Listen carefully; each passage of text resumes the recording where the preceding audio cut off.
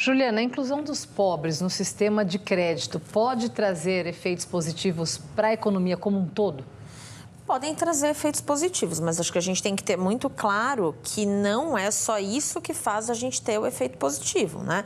A gente conta nesse momento com o crédito como se ele fosse a grande solução, mas a gente esquece que a gente pode dar o dinheiro para quem precisa. A gente está falando aí de microempreendedores que são pequenos, né? São pequenos negócios. Essa é a realidade extrema do Brasil, né? A gente é um mar de pequenos e micronegócios, então é importante que a gente tenha sim esse apoio, mas isso não confere o resultado positivo no final da história, porque a gente também precisa ter uma qualificação desse pessoal para que eles consigam se manter ao longo do tempo. As pesquisas, o Sebrae tem muitas pesquisas interessantes nesse cenário que mostram que a maior parte das empresas fecham com menos, às vezes, de 1 ou 2 anos de funcionamento e a grande maioria não chega ao 5º ano de funcionamento.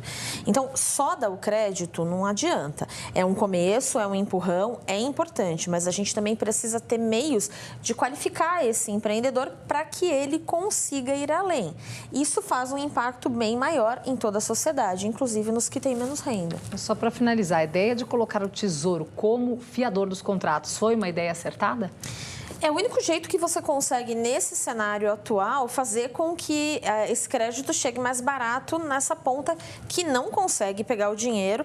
E a gente também tem que considerar que Selic mais 5% não é uma taxa baixa, né? A gente está falando hoje de uma taxa na Selic atual de mais de 15%. Então, não é uma taxa baixa.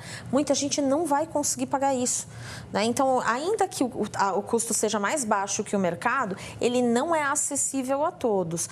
E o Tesouro é uma forma de garantir que esse dinheiro realmente vai chegar nessa ponta. Mas, novamente, a gente precisa ter um cenário maior que confira aí um pouco mais de sucesso dentro dessa empreitada. João, como é que essa proteção cambial anunciada hoje pelo governo pode aumentar os investimentos estrangeiros em obras de infraestrutura? Muito pouco.